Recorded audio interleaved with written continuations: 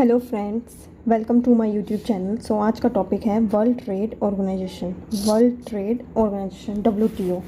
सो आज हम WTO के बारे में बात करेंगे, क्या क्या कब आया एंड इसका हेडक्वार्टर कहाँ है, जितनी भी इससे रिलेटेड जितनी भी बातें हैं उन सब के बारे में आज हम बात करेंगे, जो कि एग्ज़ाम पॉइंट ऑफ व्यू से बहुत इम्पॉर्टेंट है। सो स्टार्ट करते हैं। सो सबसे पहले वर्ल्ड ट्रेड ऑर्गेनाइजेशन का मतलब समझते हैं क्या है और क्यों आया।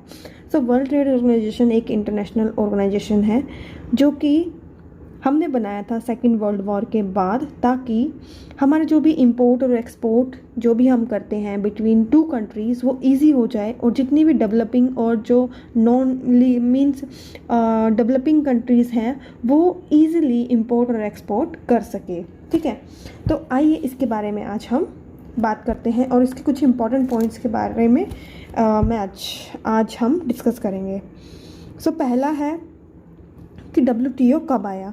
सो WTO आया हमारा 1 जनवरी 1995 में। ये 1995 में आया था। ठीक है, और ये आया था उससे पहले क्या होता था? गेट होता था। GATT means general agreement on trade and tariff, right. General पहले क्या होता था?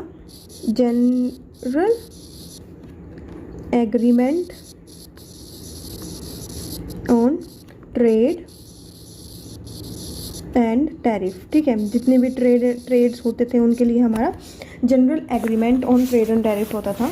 ठीक है, तो उसे हटा के हम वर्ल्ड ट्रेड ऑर्गेनाइजेशन लाए, और क्यों लेके आए वो भी हम जान लेते हैं। तो गेट में कुछ प्रॉब्लम्स थी जिनकी वजह से कुछ डेवलपिंग कंट्रीज़ को इंपोर्ट और एक्सपोर्ट करने में बहुत ज़्यादा प्रॉब्लम फेस करनी पड़ रही थी, जैसे कि lack of institutional structure. Means उसका कोई इंस्टीट्यूशनल स्ट्रक्चर नहीं था, कोई एक मीन्स इंस्टीट्यूशन नहीं था, फिजिकल बॉडी नहीं थी। ठीक है, और उसमें जो सर्विसेज होती थी उसको कवर नहीं किया गया था। ओनली जो गुड्स होते थे उनको कवर किया गया था, और जितने भी डिस्प्यूट्स होते थे उसका कोई एक स्ट्रॉन्ग मैकेनिज़्म नहीं था गेट के पास। तो जब भी बिटवीन टू कंट्रीज़ डिस्प्यूट्स होते थे तो बहुत ज़्यादा हो जाते थे, और उसको कंट्रोल करने के लिए उनके पास कोई स्ट्रॉन्ग मैकेनिज़्म नहीं था, जिसकी वजह से हम वर्ल्ड ट्रेड ऑर्गेनाइजेशन लेके आए। ठीक है, तो थर्ड पॉइंट है, अगर हम हेडक्वार्टर की बात करें तो हेडक्वार्टर है हमारा जनेवा में। तो हेडक्वार्टर जो है हमारा WTO का जनेवा में है।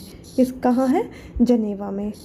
सो आई होप आपको समझ आया होगा गेट और WTO का क्या रिलेशन है एंड क्या चीज़ें आपको समझनी है। ठीक है, तो हमारा जो वर्ल्ड ट्रेड ऑर्गेनाइजेशन है वो जनेवा में है, जो कि है स्विट्ज़रलैंड में। ठीक है, सो नेक्स्ट हम बात करते हैं कि इसकी कितनी मेंबर कंट्रीज़ हैं, कितनी मीन्स वर्ल्ड वाइड कितनी कंट्रीज़ इसकी मेंबर्स हैं। तो इसकी वर्ल्ड ट्रेड ऑर्गेनाइजेशन की 164 मेंबर कंट्रीज़ हैं।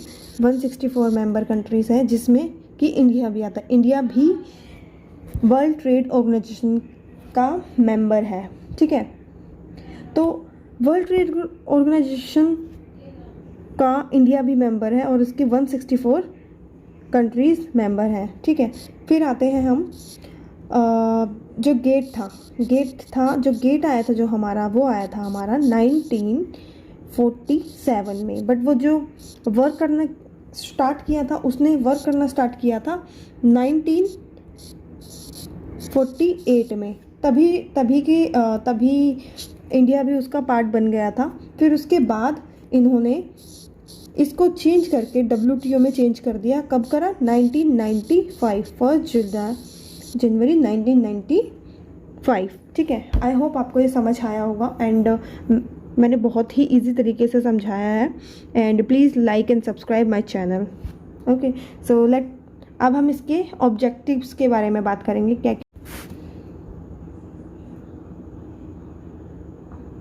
तो अब हम बात करेंगे वर्ल्ड ट्रेड ऑर्गेनाइजेशन के ऑब्जेक्टिव्स की, क्या क्या इसके ऑब्जेक्टिव्स थे एंड ये कैसे काम करता है। तो सबसे पहले इसका ऑब्जेक्टिव यही था, it facilitate international trade through removal of tariff and non tariff barriers. Means between the countries बहुत सारे बैरियर्स हो जाते थे, जिसकी वजह से कंट्रीज़ को बहुत ही प्रॉब्लम आती थी इंपोर्ट और एक्सपोर्ट करने में।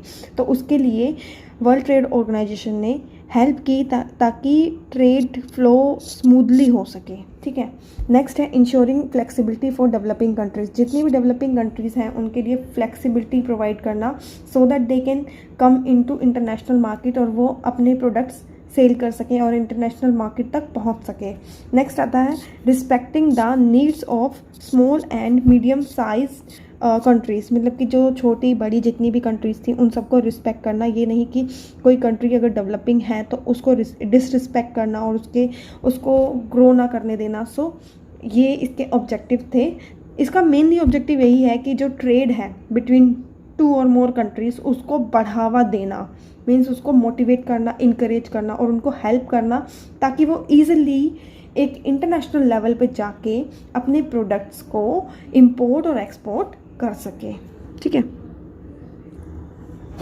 सो अभी हम इसके फंक्शंस के बारे में बात करते हैं कि क्या क्या फंक्शन हैं वर्ल्ड ट्रेड ऑर्गेनाइजेशन के। सबसे पहला है settling trade disputes. Trade disputes मतलब कि जितने भी नेशंस हैं उनके बीच में अगर कुछ डिस्प्यूट चल रहा है लाइक रिलेटेड टू ट्रेड, उनका अगर कुछ डिस्प्यूट है तो उसको सेटल डाउन करना, ठीक है। Reviewing national trade policies, review करना, क्योंकि हर कंट्री की जो ट्रेड पॉलिसीज़ होती हैं वो डिफरेंट होती हैं। इंडिया की अलग है, चाइना की अलग होगी, तो हर कंट्री की जो ट्रेड पॉलिसीज़ हैं वो डिफरेंट होती है, तो उनको रिव्यू करना कि वो क्या है, क्या क्या चीज़ें हैं उसमें। फिर आता है cooperating with international organisation. International organisation जैसे कि हमारा वर्ल्ड बैंक हो गया, ठीक है, IMF हो गया, इन सब के साथ कोऑपरेट करके चलना ताकि जितनी भी डेवलपिंग कंट्रीज़ हैं उनको कुछ भी फाइनेंशियली या कुछ भी प्रॉब्लम हो रही है तो उसको शट आउट कर सके। तो ये सारा था वर्ल्ड ट्रेड ऑर्गेनाइजेशन का। एंड मैंने ट्राई किया है कि ईजीली समझाऊँ और आपको समझ आया होगा। आई होप आपको समझ आया होगा। So thank you so much for watching my video. Please like and subscribe my channel.